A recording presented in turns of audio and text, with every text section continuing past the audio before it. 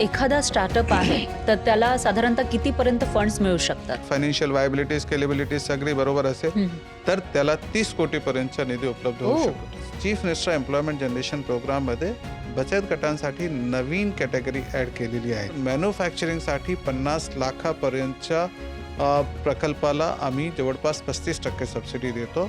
आता ती मर्यादा वाढून 1 कोटीपर्यंत मॅन्युफॅक्चरिंगची केली आणि सर्व्हिसची 50 लाख.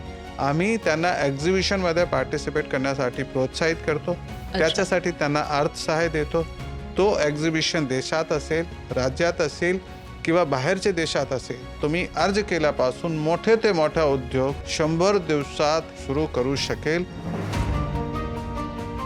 ग्रामीण भागामध्ये इंडस्ट्री ग्रो होतीये का? महाराष्ट्र एकमात्र राज्य आहे ज्याच्यामध्ये 1 कोटीपेक्षा जास्त MSME आहे आणि MSME राज्याची बॅकबोन आहे. पण मराठवाड्याची स्थिती या बाबतीमध्ये कशी आहे? एक कॉमन फॅसिलिटी सेंटर आणि बरीचशी सुविधा अगदी 80% ग्रांट किंवा सबसिडीचे फॉर्ममध्ये उपलब्ध करून देण्यात आहे.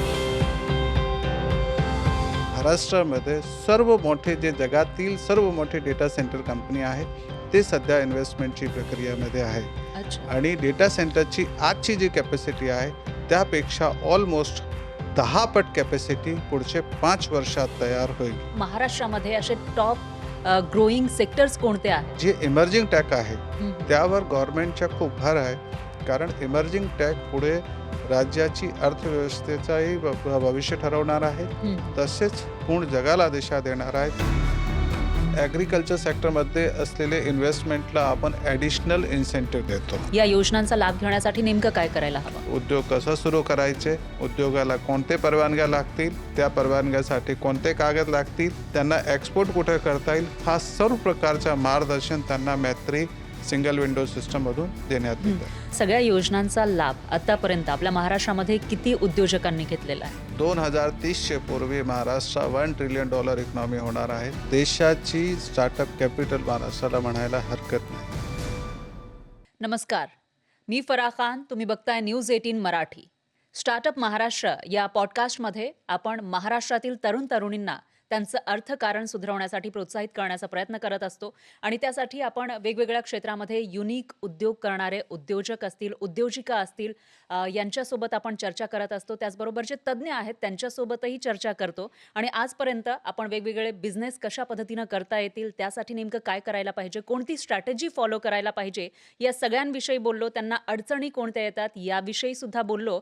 मात्र आज आपण चर्चा करणार आहोत ती म्हणजे सरकारकडून स्टार्टअप असेल किंवा कोणतेही जे उद्योग आहेत त्यांच्यासाठी मिळणारी मदत, ती कशी मिळवायची, त्याच्यामध्ये कोणत्या अडचणी येतात, किती दिवसांमध्ये सबसिडीविषयी तुम्ही ऐकता, मात्र ती ॲक्च्युअलमध्ये किती दिवसात मिळते आणि त्यासाठी काय करायला पाहिजे, या सगळ्यांविषयी आज आपण या ठिकाणी बोलणार आहोत.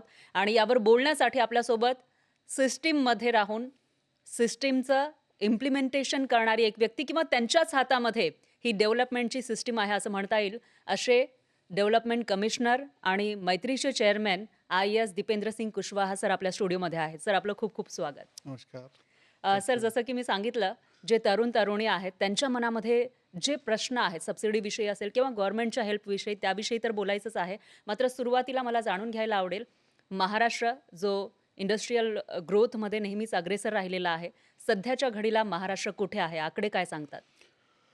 महाराष्ट्राचे आकडे मला सांगताना आनंद होत आहेत आणि महाराष्ट्र नेहमी आघाडीवर राहिलेला आहे. जर स्टार्टअपच्या बद्दल जर विचारायला गेले तर देशाची स्टार्टअप कॅपिटल महाराष्ट्राला म्हणायला हरकत नाही, कारण देशामध्ये सर्वात जास्त 30,000 पेक्षा जास्त DPIT रजिस्टर्ड स्टार्टअप महाराष्ट्रामध्ये आहे. महाराष्ट्रामध्ये सर्वात जास्त इन्क्युबेशन सेंटर्स आहे. महाराष्ट्र ॲज ए इकॉनॉमी देशाची सर्वात मोठी अर्थव्यवस्था आहे. सर्वात जास्त FDI महाराष्ट्रामध्ये येतो. स्टार्टअपना लागणारे वेगळे वेगळे सुविधा, विशेष करून आज जे AIचं जग आहे त्यामध्ये डेटा सेंटर खूप मोठा रोल प्ले करते.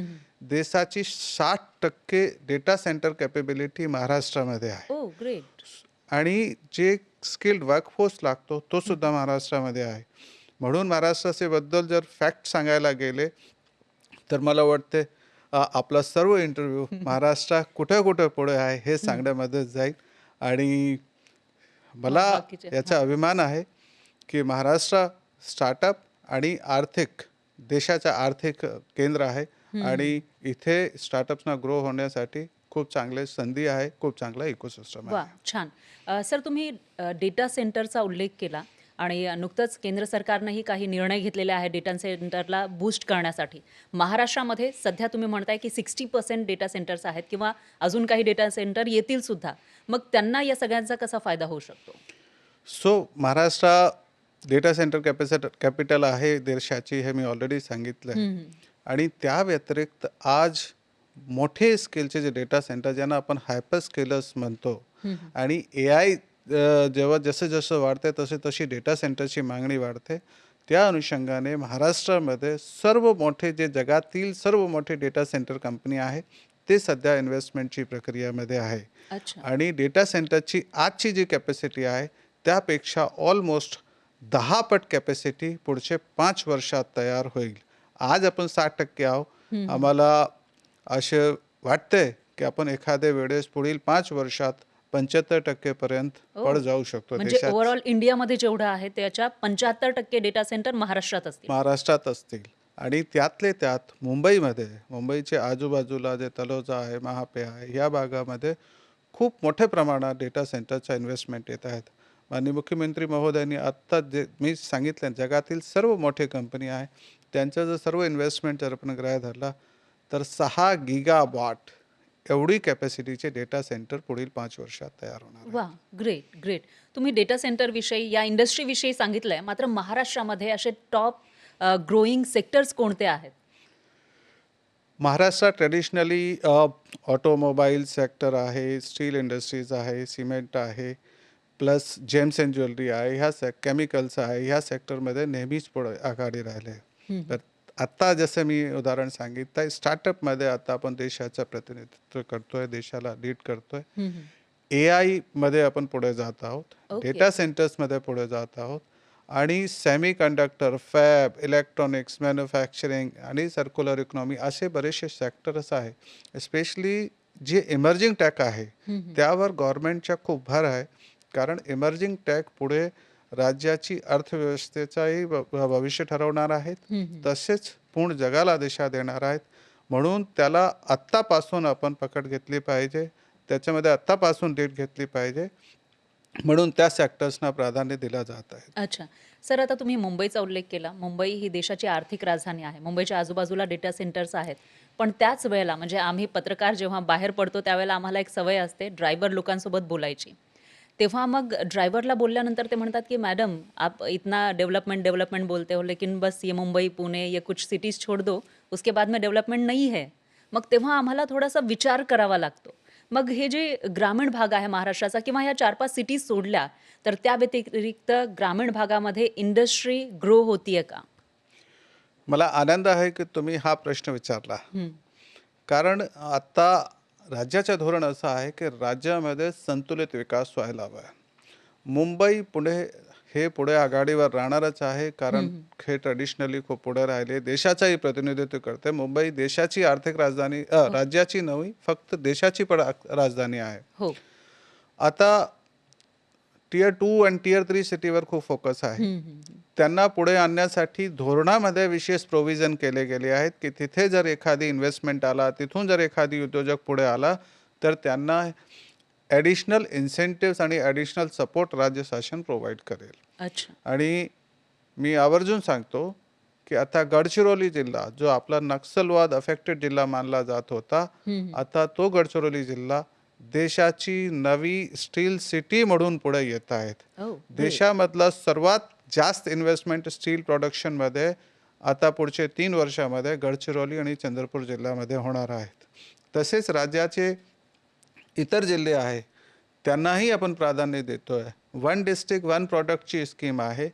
त्यामधून आपण प्रत्येक जिल्ह्यामधून त्यांचे जे प्रामुख्य प्रॉडक्ट्स आहे, त्यांची पहिचान असलेले जे प्रॉडक्ट्स आहे त्यांना ग्लोबल प्लॅटफॉर्म कसा देता येईल आणि त्याचे जे प्रोड्युसर्स आहेत, त्याचे जे एक्सपोर्टर्स आहेत, त्याचे जे मॅन्युफॅक्चरर आहे त्यांना डिझाईन सपोर्ट, त्यांना ब्रँडिंग सपोर्ट, त्यांना मार्केटिंग सपोर्ट, त्यांना सगळं त्यांचा उद्योग मोठा करण्यासाठी सपोर्ट राज्य शासनाद्वारे प्रोव्हाइड केला जात आहे. सर, याच्यामध्ये तुम्ही सपोर्ट राज्य सरकारकडून दिला जाणार असं म्हणताय, पण बऱ्याचशा वेळेला असंही होतं की काही उद्योजक म्हणजे ग्रामीण भागामधले जे तरुण तरुणी आहेत त्यांना उद्योग तर सुरू करायचा आहे, पण तो इन्फ्रा नाहीये, असं एक अडचण सांगितली जाते. तर त्याच्यावर मात करण्यासाठी काय सरकार करतंय? यामध्ये दोन गोष्टी आहे. एक तर कनेक्टिव्हिटी सर्वात मोठा इन्फ्रा मानला जातो. त्यामुळे आपल्याला सगळ्यांना माहिती आहे, समृद्धी सारखा जो हायवे तयार झालेला, एक्सप्रेसवे तयार झाला, त्याने नागपूरपासून मुंबईपर्यंतचं अंतर अगदी कमी केलेलं आहे. तसेच वेगळे वेगळे हायवे किंवा कनेक्टिव्हिटीज तयार केले जात आहेत. नागपूरवरून गोवा, मुंबईवरून पुणे, पुणेवरून Bangalore, DMIC Delhi Mumbai industrial corridor, हे वेगळे वेगळे कनेक्टिव्हिटीमुळे हे इश्यू राहणार नाही. या भागामध्ये जाऊन प्रत्येक जिल्ह्यामध्ये इंडस्ट्रियल पार्क्स उभारले जात आहेत, लॉजिस्टिक पार्क्स उभारले जात आहेत, एक्सपोर्टचे पार्क उभारले जात आहेत. म्हणून हे सर्व सुविधा डिस्ट्रिक्ट लेवलला उपलब्ध करून देण्यासाठी वेगळे वेगळे धोरण आखण्यात आलेले आहेत. आणि हे सर्व सुविधा उद्योजकांना जिल्हा पातळीवर उपलब्ध करून देण्यासाठी आवश्यक सर्व बजेटरी प्रोव्हिजन, प्रशासकीय निर्णय आणि इन्फ्रास्ट्रक्चर कनेक्टिव्हिटी प्रदान करण्यात येत आहेत. पण सर, आता तुम्ही गडचिरोलीचं सांगितलं, त्याच्यानंतर इथे मुंबई असेल किंवा आजूबाजूचा जो एरिया आहे नाशिक, याचाही उल्लेख केला. मी मराठवाड्यातून येते आणि मराठवाड्यातले मोठ्या प्रमाणामध्ये तरुण तरुणी या कामासाठी बाहेर पडतात. त्याच्यातही पुणे मुंबई असेल किंवा मोठ्या शहरांमध्ये ते येतात. तर तिथल्या तरुण तरुणींनी इंडस्ट्री सुरू करावी, बिझनेस सुरू करावा, यासाठी आता तुम्ही जिल्हा पातळीवर कशा पद्धतीनं मदत केली जाते हे म्हणताय, पण मराठवाड्याची स्थिती या बाबतीमध्ये कशी आहे इंडस्ट्रीच्या बाबतीत? मराठवाडा, विदर्भ मागासलेला एरिया मानला जात होता. परंतु मागील काही कालावधीमध्ये या भागामध्ये मोठ्या प्रमाणात इन्व्हेस्टमेंट आलेले आहेत. मागील जसं मी गडचिरोलीचा उदाहरण दिला, चंद्रपूरचा दिला, नागपूरमध्ये आपण सगळ्यांनी बघितलं की मोठ्या प्रमाणात इन्व्हेस्टमेंट सर्व प्रकारचे सेक्टरमध्ये येत आहेत. तसेच छत्रपती संभाजीनगरमध्ये मागील 1.5-2 वर्षामध्ये जवळपास 70,000 कोटीचे वेगळे वेगळे त्याचे वेगळे वेगळे इन्व्हेस्टमेंट प्राप्त झालेले आहेत. नांदेडमध्ये आणि इतर जिल्ह्यांमध्ये सुद्धा इंडस्ट्रीजची डिमांड आहे, जागेची डिमांड आहे आणि तिथे इंडस्ट्रीज येणार आहे. पण ग्रामीण भागाची जे मुलं आहेत त्यांना पुढे आणण्यासाठी राज्य शासनाची 2 महत्त्वाचे स्कीम आहे जे मला इथे आवर्जून सांगायचे. एक आहे chief minister employment generation programme. यामध्ये त्यांना स्वतःचा व्यवसाय कसं उभारता येईल आणि त्याच्यासाठी राज्य शासनाकडून 35% पर्यंत बॅकएंड सबसिडी त्यांना प्रोव्हाइड करण्यात येत आहे. त्यांना प्रशिक्षण देण्यात येत आहे आणि त्यांचे स्वतःचा व्यवसाय सुरू करण्यामध्ये सहाय्य करण्यात येत आहे. तसेच जे छोटे छोटे उद्योजक आहेत जे आज काम करत आहेत त्यांच्यासाठी क्लस्टर डेव्हलपमेंटची स्कीम आम्ही राबवत आहोत आणि त्यामध्ये बरेचसे क्लस्टर मराठवाड्यामध्ये मागील 2 वर्षामध्ये आम्ही केलेले आहेत. आणि ह्या क्लस्टरमध्ये त्यांना एक कॉमन फॅसिलिटी सेंटर आणि बरीचशी सुविधा अगदी 80% ग्रांट किंवा सबसिडीचे फॉर्ममध्ये उपलब्ध करून देण्यात आहे. याचा उद्देश असा आहे की त्यांचे जे प्रॉडक्ट आहे त्यांना मार्केट मध्ये जे कॉस्ट कॉम्पिटिटिव्हनेस आहे त्यामध्ये फायदा मिळावा आणि त्यांचे व्यवसाय आहे त्याचा आवाका मोठा व्हावा आणि जेणेकरून ते ग्रो होतील आणि कलेक्टिव्हली ग्रो होतील आणि त्या एरियामध्ये एम्प्लॉयमेंट आणि इकॉनॉमिकचे अधिक अपॉर्च्युनिटी तयार करतील. आता तुम्ही सबसिडीचा उल्लेख केला, याच्यामध्ये MSME असेल किंवा आपले स्टार्टअप्स असतील, याच्यासाठी सरकारकडून काय मदत दिली जाते? सो वेगळे वेगळे धोरण आहे मॅडम, ज्याच्यामध्ये वेगळे वेगळे पद्धतीने स्टार्टअप्स आणि MSMEsना प्राधान्य दिला जातो, त्यांना सबसिडी दिली जाते. सरसकट 100% ऑन ॲव्हरेज जेवढं इन्व्हेस्ट करतो त्याच्या इन्सेंटिव्ह फॉर्ममध्ये आम्ही त्यांना बेनिफिट देत असतो MSMEsना सुद्धा. सपोज तुम्ही एका 10 लाखाची एखादी इंडस्ट्री लावली तर शासनाकडून तुम्हाला कमिटमेंट येईल की 10 लाख तुम्हाला हे आम्ही या फॉर्ममध्ये पुढील 5 वर्षात परत करू. आणि ते टॅक्सचे सूटमध्ये असतील किंवा काही सबसिडीचे फॉर्ममध्ये असतील किंवा काही एक्झम्पशन असतील. सो सपोज 3 प्रकारचे त्याच्यामध्ये असतात एक्झम्पशन. इलेक्ट्रिसिटी ड्युटी एक्झम्पशन असते, स्टॅम्प ड्युटी एक्झम्पशन असते, सबसिडी म्हणजे काही ठिकाणी कॅपिटल सबसिडी असते, काही ठिकाणी पॉवर टेरिफ सबसिडी असते आणि काही ठिकाणी रिइम्बर्समेंट असते. त्यामध्ये जे टॅक्स त्यांनी SGST पे केलेला असतो ते टॅक्ससुद्धा त्यांना परत केला जातो. असं सगळं मिळून त्यांनी जे कॅपिटल इन्व्हेस्टमेंट केलं आहे त्याच्या 100% पर्यंतचा परतावा आम्ही त्यांना देत ओके. असतो. अच्छा. आणि मला सांगण्यात आनंद आहे की देशामध्ये महाराष्ट्रामध्ये सर्वात जास्त MSME आहे आणि महाराष्ट्र एकमात्र राज्य आहे ज्याच्यामध्ये 1 कोटीपेक्षा जास्त MSME आहे आणि MSME राज्याची बॅकबोन आहे आणि त्याच्यासाठी आता आम्ही स्वतंत्र धोरण करतोय. राज्य शासनाने नवीन जे इंडस्ट्रियल पॉलिसी केली त्यामध्ये नवीन MSME साठी आयुक्तालय केला जात आहे. सो जेणेकरून त्यांच्यासाठी डेडिकेटेड प्रशासकीय यंत्रणा तयार राहील आणि जिल्हा पातळीवर जिल्हा डिस्ट्रिक्ट बिझनेस फॅसिलिटेशन सेंटर उद्योग सेवा केंद्र उघडले जात आहेत. हे डेडिकेटेडली आपले MSMEsना त्याच्यामध्ये मदत करतील. त्यांचा व्यवसाय वाढण्यासाठी इन्सेंटिव्हपासून परवानग्यापासून आणि मार्गदर्शन आणि मेंटरशिप हे सगळे सपोर्ट तिथून उपलब्ध असणार आहे. अच्छा. सर, जेव्हा आपण भारताविषयी किंवा महाराष्ट्राविषयी सुद्धा बोलतो, इंडस्ट्रियल ग्रोथमध्ये मॅन्युफॅक्चरिंग जे आहे ते एक मोठं योगदान देत असतं आणि नेहमी आपली तुलना, भारताची तुलना ही चायनासोबत केली जाते. तिकडे मॅन्युफॅक्चरिंग हब आहेत, मोठ्या प्रमाणामध्ये मॅन्युफॅक्चरिंग होतं. तसं आपल्या इथे मॅन्युफॅक्चरिंग जास्त प्रमाणामध्ये व्हावं यासाठी काही विशेष सुविधा किंवा सवलती दिल्या जातात का? येस.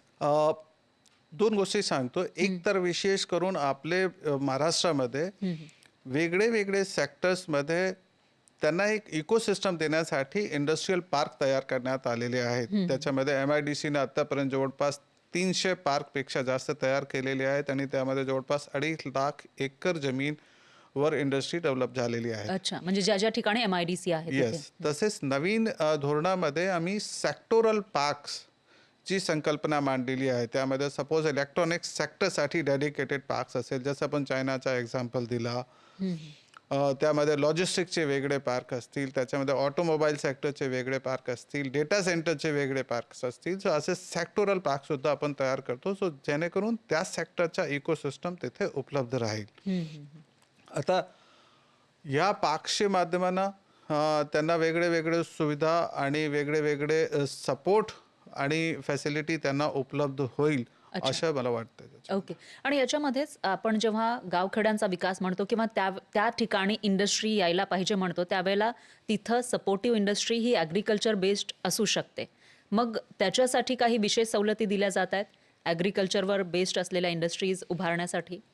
हो, ॲग्रिकल्चर राज्याचे परत आपले अर्थव्यवस्थेची बॅकबोन आहे आणि ॲग्रो आणि फूड प्रोसेसिंग इंडस्ट्रीला चालना मिळावं, ॲग्रो बेस इंडस्ट्री पुढे जातील आणि त्यातून राज्यामध्ये संतुलित आणि सर्वांगीण विकास होईल.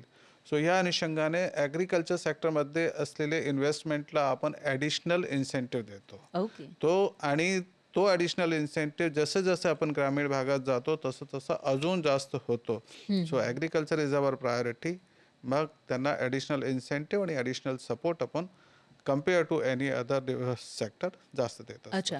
आता मला वाटतं की जे आपला पॉडकास्ट बघत असतील त्यांनाही या सगळ्या गोष्टींचा लाभ घेण्याची इच्छा झाली असेल, तर मग नेमकं काय करायला पाहिजे? स्टार्टअप्स असतील किंवा MSME सुद्धा आहेत, त्यांनी या योजनांचा लाभ घेण्यासाठी नेमकं काय करायला हवं? काय तयारी करायला हवी? सो माझी सर्वांना सूचना आहे, जे एक्झिस्टिंग उद्योजक आहे किंवा ज्यांना आपला नवीन उद्योग सुरू करायचे आहे, त्यांनी पहिला तर राज्य शासनाचे उद्योगाशी निगडीत असलेले धोरणांचा थोडा तरी अभ्यास करावा.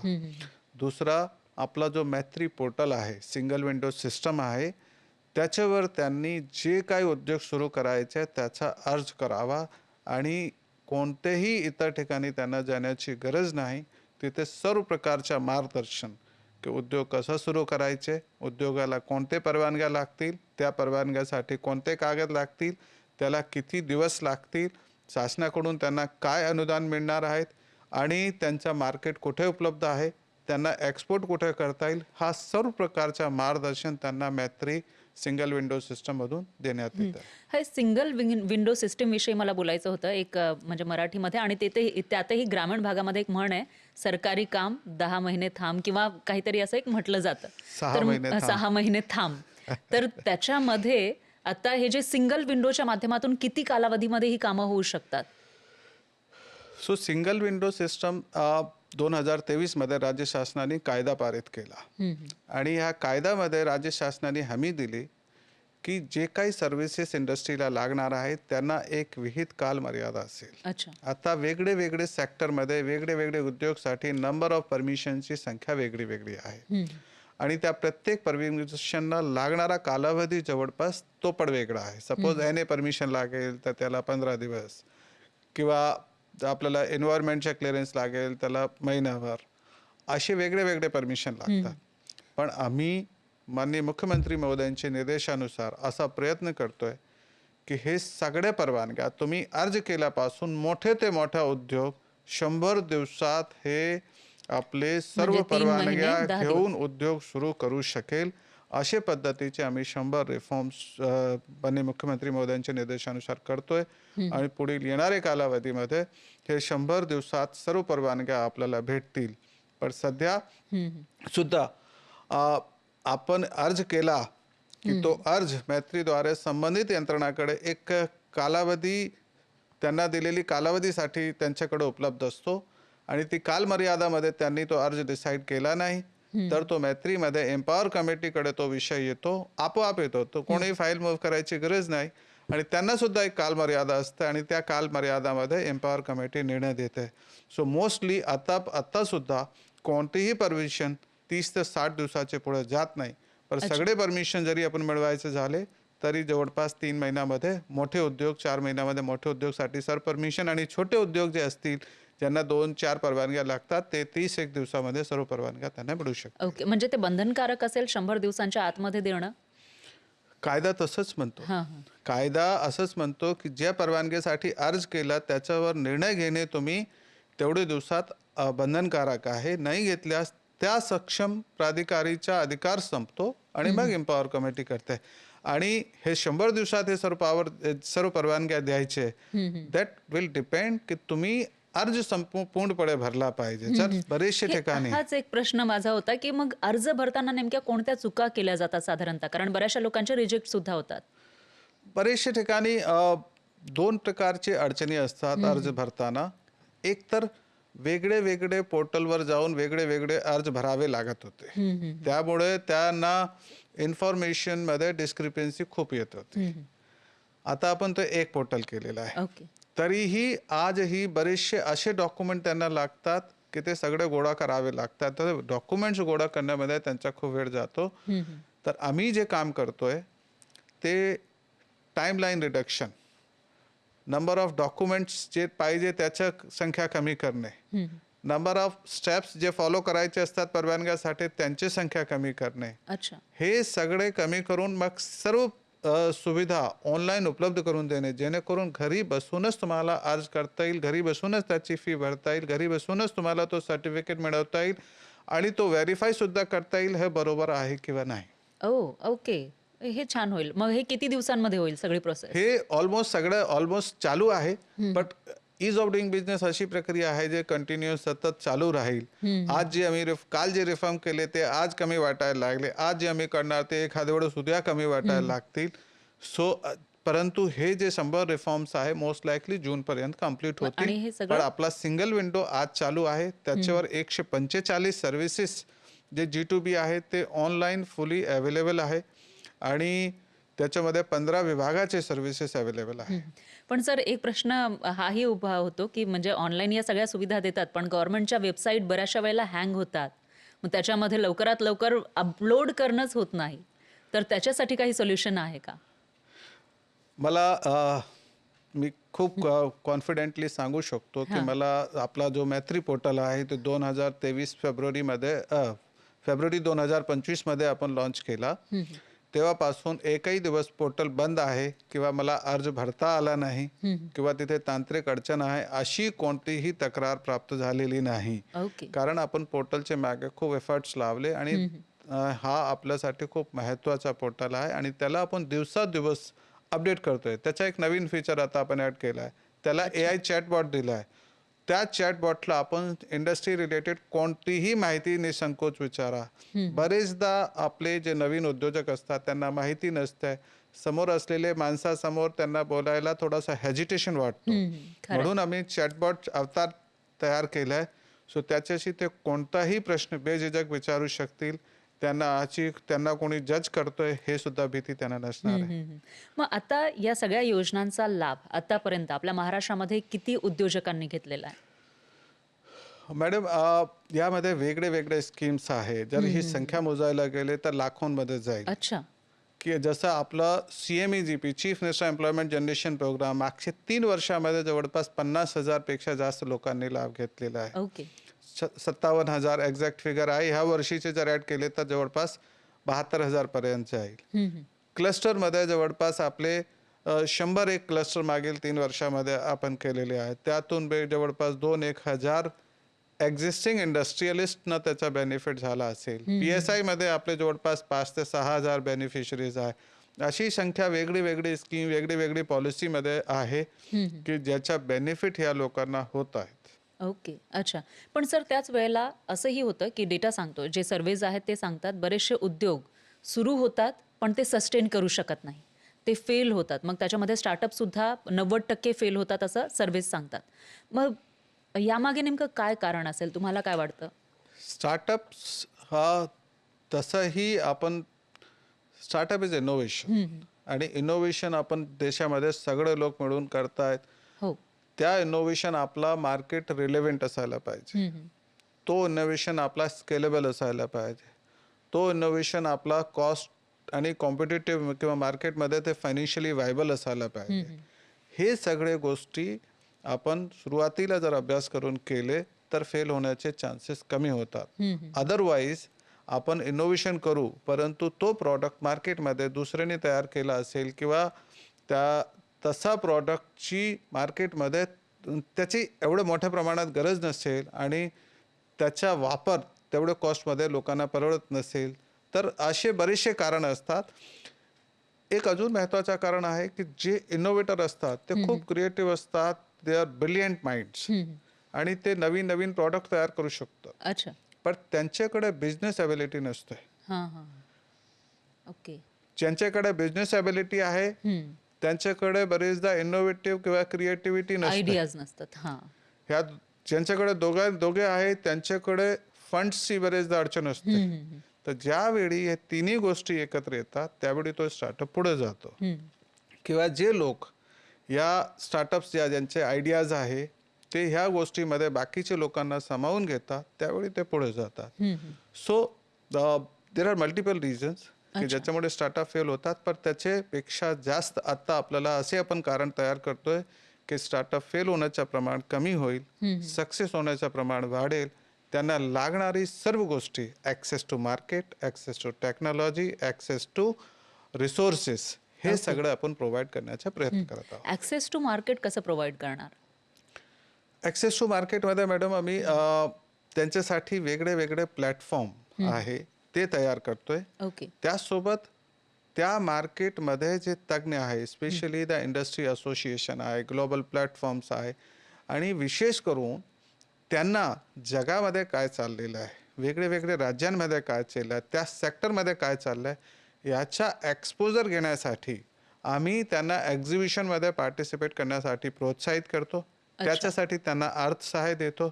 तो एक्झिबिशन देशात असेल, राज्यात असेल किंवा बाहेरच्या देशात असेल तर ते तिथे जाऊन पार्टिसिपेट करू शकतील आणि राज्य शासन त्याचा 50 to 75% खर्च उचलते. अच्छा. म्हणजे जे त्याच्यामध्ये सहभागी होण्यासाठी सुद्धा सरकार खर्च उचलतंय. ही चांगली गोष्ट आहे. सहभागी होण्यासाठी, त्यांच्या प्रॉडक्ट डिस्प्ले करण्यासाठी, एक्झिबिशन करण्यासाठी हे सगळ्या गोष्टीसाठी करते. तसेच जर अर्ली एज स्टार्टअपला ॲक्सेस टू फायनान्स हा एक मोठा इश्यू असतो. तर अर्ली एज स्टार्टअपमध्ये विशेष करून डीप टेक आहे किंवा जे खूप निश टेक्नॉलॉजी आहे त्यामध्ये राज्य शासनाने फंड्स तयार केलेले आहेत. त्या फंडमधून त्यांना इन्व्हेस्ट करते आणि त्या फंडमधून इन्व्हेस्ट करण्याचे मागे उद्देश त्यातून पैसे कमवण्यापेक्षा जास्त ह्या स्टार्टअप्सना एक आधार देणे, त्यांना पुढे जाण्याची एक संधी तयार करणे हा असतो. म्हणून असे आमच्याकडे फंड्स आहे. 300 कोटीचा आता व्हेंचर कॅपिटल फंड आमचा इमर्जिंग टेकसाठी आहे. ओके. बाबासाहेब आंबेडकर फंड आहे, डिफेन्सचा फंड आहे आणि ह्यातून आम्ही अर्ली एज स्टार्टअप्सना इन्व्हेस्ट केले आणि ते स्टार्टअप आज खूप मोठे झालेले आहेत. ओके. अच्छा. मग एखादा स्टार्टअप आहे, तर त्याला साधारणतः कितीपर्यंत फंड्स मिळू शकतात? परत त्या फंडचे साईजवर डिपेंड करते. पण जसं इमर्जिंग टॅक फंड आहे, हां. त्याचा टोटल साईज 300 कोटी आहे आणि एखादी स्टार्टअप जर बरोबर असेल किंवा त्याची जर फायनान्शियल वायबिलिटी स्केलेबिलिटी सगळी बरोबर असेल तर त्याला 30 कोटीपर्यंतचा निधी उपलब्ध होऊ ओह! शकतो ओके. ग्रेट. इक्विटीच्या म्हणजे फॉर्ममध्ये. एका स्टार्टअपला 30 कोटीपर्यंत निधी सरकारकडून दिला जाऊ शकतो. हे इक्विटी आहे म्हणजे आम्ही निधी देतो आणि त्याच्या अगेन्स्टमध्ये ते इक्विटी सोडतात आणि ज्यावेळी त्यांचा बिझनेस ग्रो करतो त्याला कन्वर्ट करून घेतात. ओके. अच्छा. त्यामध्ये दोघांना फायदा आहे. त्यांना आज निधी उपलब्ध होतो, भविष्यात राज्याला त्याच्यातून रिटर्न्स चांगले मिळतात आणि ते निधी परत दुसरे स्टार्टअपसाठी तयार होते. सर, तुम्ही स्टार्टअपला फंड्स सरकार कशा पद्धतीनं देतं हे सांगताय. पण त्याच वेळेला आता आपण फेल्युअर विषयी बोललो. बरेचसे उद्योग फेल होतात. त्यावेळेला त्यांना पुन्हा उभं राहण्यासाठी सरकारकडून या स्टेजला काही मदत मिळते का? सो फेल झालेले स्टार्टअप्सना डायरेक्ट मदत स्टार्टअप किंवा कोणतेही उद्योग असतील. किंवा कोणते उद्योग आहे तर सिक युनिटला कसं रिवाईव्ह करायचे, बंद झालेली युनिटला कसं रिवाईव्ह करायचे याच्यासाठी धोरणामध्ये विशेष प्रोव्हिजन करण्यात आलेले आहे. वी विल बी आयडेंटिफाईंग की कोणते उद्योग किंवा स्टार्टअप का बंद झालेले, कारण त्यांचे फेल्युअरचं कारण जाणून घेणे फार आवश्यक आहे. मग त्यांना कोणती गोष्टी केल्यावर ते परत रिवाईव्ह होऊ शकतील. काही ठिकाणी फक्त कॅपिटलचा गॅप असेल, काही ठिकाणी मनुष्यबळचा गॅप असेल, काही ठिकाणी लीगल इश्यूज असतील, काही ठिकाणी छोटे मोठी ॲडमिनिस्ट्रेटिव्ह अप्रुव्हलची प्रॉब्लेम असू शकेल. तर हे सगळे उद्योग कॅटेगराईज करून कसे रिवाईव्ह होतील ह्याच्यासाठी धोरणामध्ये विशेष प्रोव्हिजन करण्यात आलेली आहेत. त्याचा वेगळा टास्क फोर्स गठीत केला जाईल आणि ह्यांना रिवाईव्ह करण्याचे प्रयत्न केले जातील. अच्छा. म्हणजे एकतर रिवाईव्ह सुद्धा केलं जाईल. जे फेल झालेलं आहे त्यांना रिवाईव्ह करण्याचेही प्रयत्न सुरू आहेत आणि त्यानंतर फंडचं तर तुम्ही सांगितलेलं आहे 30 कोटीपर्यंत फंड्स हे मिळू शकतात. Yes, आणि प्रत्येक त्याची प्रोसेस सुद्धा सांगितली आहे. पण एक प्रश्न की इम्प्लिमेंटेशन याचं सध्या किती प्रमाणामध्ये होतंय आणि किती वेळ लागेल पूर्णपणे इम्प्लिमेंटेशन होण्यासाठी? सो आमचे सर्व योजना इम्प्लिमेंटेशनमध्ये आहे. PSIचे जर बेनिफिट झाले तर जवळपास मी सांगितलं 4 ते 5 हजार कंपनी, त्यामध्ये मोठे कंपनीपासून अति मोठे कंपनीपासून अत्यंत लहान मायक्रो युनिट्सपर्यंत हे सगळे बेनिफिट्स चालू आहेत. अच्छा. नवीन औद्योगिक धोरण ऑलरेडी जाहीर झालेलं आहे, त्याचेही बेनिफिट देण्याचे सुरू झालेले आहे. CMEGP मी सांगितलंय 75,000 लोकांपर्यंत आम्ही ऑलरेडी पोहोचलेलो आहोत. प्रत्येक वर्षी जवळपास आता मागील 3 वर्षापासून 75 ते 80% आपण टार्गेट अचीव्ह करतोय. ओके. क्लस्टरमध्ये राज्य देशामध्ये सर्वात जास्त इम्प्लिमेंट केलेले क्लस्टर केलेले आहेत. तसेच स्टार्टअपमध्ये सुद्धा नवीन स्टार्टअप पॉलिसी आता 2025ला आलेली आहेत. हे जे फंड्स आहेत त्यांच्यापैकी ऑलमोस्ट 70-80% फंड्स जे आहे, बरेचसे जे डिफेन्स फंड आहे किंवा बाबासाहेब आंबेडकर फंड आहे यांचं 70-80% डिस्बर्समेंट ऑलरेडी झालेलं आहे. अच्छा. आपला जो इमर्जिंग टॅक फंड आहे तो नवीन फंड आहे. त्यामध्येही जवळपास 5 ते 6 जे चांगले कंपनी आहे ज्यांचे अर्ज आलेले होते त्यांनाही आपण वेगळे स्टेजवर मंजुरी दिलेली आहे. अच्छा. मग आता या सगळ्या गोष्टी इम्प्लिमेंट होत आहेत असं म्हटल्यानंतर आपण 2000च्या 21व्या शतकाच्या सेकंड क्वार्टरमध्ये प्रवेश केलेला आहे. म्हणजे 2026 मध्ये आहोत. तर पुढच्या 10 वर्षात महाराष्ट्र इंडस्ट्रियल ग्रोथमध्ये कुठे असेल असं वाटतंय? मी यापूर्वी पण सांगितलंय महाराष्ट्र देशाची सर्वात मोठी अर्थव्यवस्था आहे. 2030चे पूर्वी महाराष्ट्र $1 ट्रिलियन इकॉनॉमी होणार आहेत. 2047 पर्यंत महाराष्ट्र $5 ट्रिलियन इकॉनॉमी होणार आहेत. ऑन ॲव्हरेज प्रत्येक 5 ते 7 वर्षामध्ये महाराष्ट्राची इकॉनॉमी डबल होणार आहे. आणि ह्या इकॉनॉमीमध्ये इंडस्ट्रीचा वाटा सर्वात जास्त असणार आहे. त्यामध्ये मॅन्युफॅक्चरिंग असो, सर्व्हिस इंडस्ट्री असो, स्टार्टअप्स असो, ॲग्रोबेस इंडस्ट्री असो, ह्या धोरण आपण वेगळे सेक्टोरल धोरण केलेले आहेत. या धोरण करण्याचे मागचा हेतू असंच आहे की राज्याची जे इंडस्ट्रियल ग्रोथ आहे ती किमान डबल डिजिट पुढील 20 वर्षापर्यंत असायला पाहिजे. अच्छा. मग 2030 पर्यंत टॉप इंडस्ट्री महाराष्ट्राची कोणती असेल? सो आता त्याला मला वाटत नाही कोणालाही शंका असेल, कारण AI driven service industry will take over everything. जसं मी सांगितलंय की डेटा सेंटर्स राज्यामधले खूप मोठा सहभाग त्यांचा असणार आहे.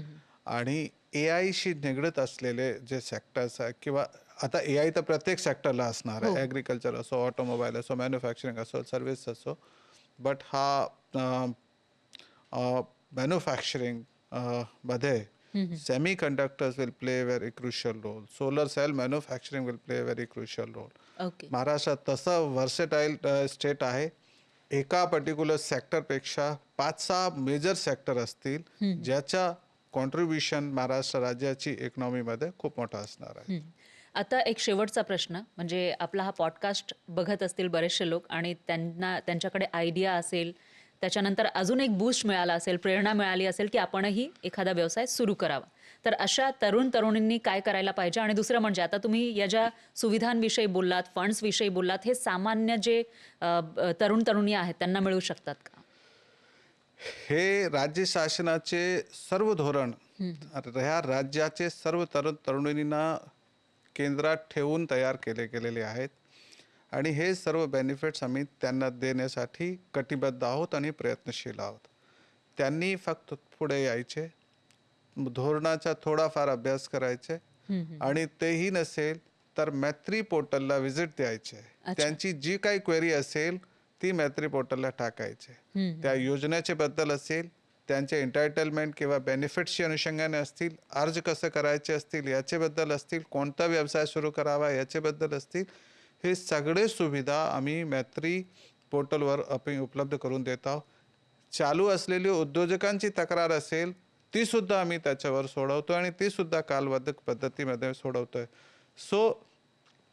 आणि हे सर्व ऑनलाईन आहे, डिजिटल आहे आणि त्या व्यतिरिक्त जिल्हा पातळीवर सुद्धा आमचे जे इंडस्ट्री डिपार्टमेंटचे जे ऑफिसेस आहेत तिथे जाऊन आपण भेट देऊ शकता, अधिकची माहिती घेऊ शकता. आम्ही इंडस्ट्री असोसिएशन आणि जे मोठे इंडस्ट्रीज आहे त्यांचा सहभाग घेऊन जे नवनवीन छोटे छोटे उद्योजक आहे किंवा जे तरुण पिढी आहे त्यांना उद्योजक होण्यासाठी यापुढे मेंटरशिपचा प्रोग्राम सुद्धा सुरू करणार आहे. सो त्यांनी फक्त पुढे यावा, आमचा हात धरून घ्यावा आणि मग दोघे मिळून राज्याचा विकास करू. आणि अपेक्षा करूयात की असे तरुणी पुढे येतील आणि सरकारकडून सुद्धा मदत मिळेल ही अपेक्षा करूयात. एक शेवटचा प्रश्न म्हणजे हा राहिला होता खरं तर बचत गटांचा, कारण आपण ग्रामीण भागामध्ये बघतो की मोठ्या प्रमाणामध्ये बचत गट असतात, ते छोटे छोटे उद्योग करत असतात, पापड, मसाले, लोणचे वगैरे या सगळ्या गोष्टी. तर यांना रिकॉग्नाइज करण्यासाठी किंवा एक स्टार्टअप सुरू करण्यासाठी सरकारकडून काही मदत केली जाते का? हो, बचत गटांसाठी ग्रामविकास विभागाचे विविध वेगळे योजना आहे आणि त्यांना पुढे आणण्यासाठी सीड मनी दिला जातो, त्यांना प्रशिक्षण दिला जातो, त्यांना वेगळा एक्सपोजर दिला जातो, मार्केट ॲक्सेससाठी त्यांना वेगळे प्रदर्शनीमध्ये सहभागासाठी मदत केली जाते.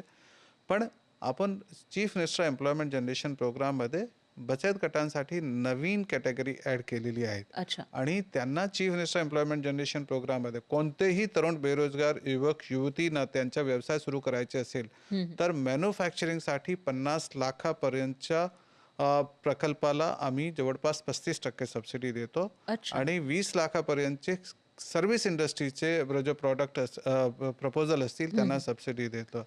आता ती मर्यादा वाढून 1 कोटीपर्यंत मॅन्युफॅक्चरिंगची केली आणि सर्व्हिसची 50 लाख. तर एवढे मोठे उद्योग आपले सर्व तरुणींना सुरू करता येतील, इन्क्लुडिंग बचत गट्स. वा, छान, खूप छान. आणि जसं मी सांगितलं की याची 100% इम्प्लिमेंटेशन होईल अशी अपेक्षा आपण करूयात आणि लोक 100% याचा लाभ घेतील अशीही अपेक्षा करूयात. सर, तुम्ही खूप छान माहिती दिलेली आहे.